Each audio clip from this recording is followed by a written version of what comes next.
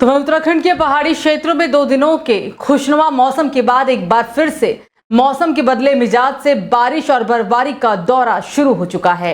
तो इधर सूबे के मौसम विभाग के द्वारा भी चमोली जिले के लिए तेज बारिश और गर्जन के साथ आकाशीय बिजली गिरने का येलो अलर्ट भी जारी किया गया। सीमांत क्षेत्र ज्योतिर्मठ में आज सुबह से ही झमाझम बारिश हो रही है, तो वहीं भू बैकुंठ धाम बद्रीनाथ में भी बारिश जारी है। बद्रीनाथ धाम के आसपास की चोटियों में सीजन की दूसरी बर्फबारी भी जारी है। बारिश और बर्फबारी से बद्री पूरी तरह से ठंड के प्रकोप में आ गया है।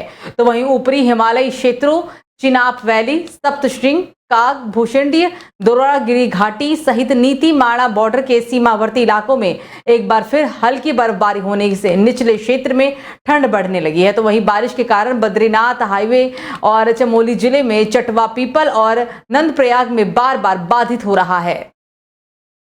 तो देहरादून में बारिश बढ़ने के साथ साथ अब डेंगू का खतरा भी बढ़ता जा रहा है। बताया जा रहा है कि देहरादून में अब तक डेंगू के 9 मामले सामने आ चुके हैं। तो वही प्रशासन भी डेंगू पर रोकथाम लगाने के लिए लगातार पर्याप्त उपाय भी कर रहा है। बतौर एचएम निदेशक स्वाति भदौरिया ने कहा कि प्रशासन इस बार डेंगू की रोकथाम के लिए शुरू से ही प्रयासरत है और हमने इसकी तैयारी भी बहुत पहले ही शुरू कर दी थी।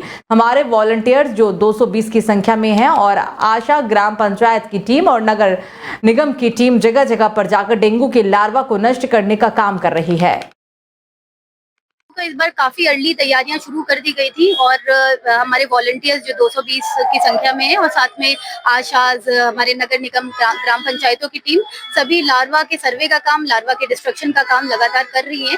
और इसीलिए इसी का नतीजा है कि इस बार बाकी वर्षों के कंपैरिजन में हम लोग काफी कम अभी डेंगू के केसेस आए हैं। फिर भी हमारी तैयारी पूरी है। लगभग 2100 बेड्स इसके लिए तैयार रखे गए हैं। विभिन्न अस्पतालों में हमारे प्लेटलेट्स की पूरी तैयारी है और जो हमारे जांचें हैं गवर्नमेंट हॉस्पिटल्स में डेंगू के एलाइजा टेस्ट की, वो भी फ्री ऑफ कॉस्ट की जा रही है। तो केंद्रीय नवीन व नवीनकरण ऊर्जा मंत्रालय के द्वारा 16 से 18 सितंबर 2024 तक आयोजित वैश्विक नवीकरणीय ऊर्जा निवेश सम्मेलन और प्रदर्शनी में उत्तराखंड राज्य का प्रतिनिधित्व राज्य में वन भाषा निर्वाचन व तकनीकी शिक्षा के माननीय मंत्री सुबोध उनियाल ने किया है। उल्लेख्य है कि गुजरात के गांधीनगर में आहूत इस सम्मेलन का उद्घाटन देश के माननीय प्रधानमंत्री के द्वारा किया जाएगा। नवीकरणीय ऊर्जा के क्षेत्र में नवाचार व अक्षय ऊर्जा को बढ़ावा देने के उद्देश्य से भी राज्य व प्रदेश में लगातार काम किया जा रहा है।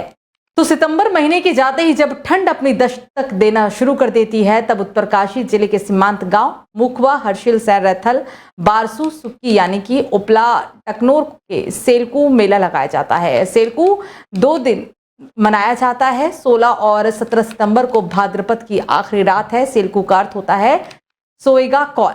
मेले में हिमालय के राजा सोमेश्वर देवता की पूजा की जाती है। गांव के लोग ऊंचे हिमालय क्षेत्र में जाकर बुग्यालों से ब्रह्म कमल, जयाण, केदारपाती सहित कई प्रकार के फूल देवता को चढ़ाने के लिए लाते हैं। चौक में इन फूलों से देवता का स्थान भी सजाया जाता है। रात को गांव के सभी ग्रामीण मशाल लेकर दीपावली मनाते हैं। हर घर में मेहमानों के लिए विशेष पकवान बनाए जाते हैं, जिसमें देवड़ा, जिसे कि घी के साथ मेहमानों को खिलाया भी जाता है और अगले दिन देवता की पूजा होती है। रासो तांदी लगाई जाती है। गाँव की विवाहित बेटियां इस दिन अपने मायके आकर भगवान सोमेश्वर को भेंट चढ़ाती है और साथ ही साथ ग्रामीण अपनी नगदी फसल देवता को भेंट भी करते हैं।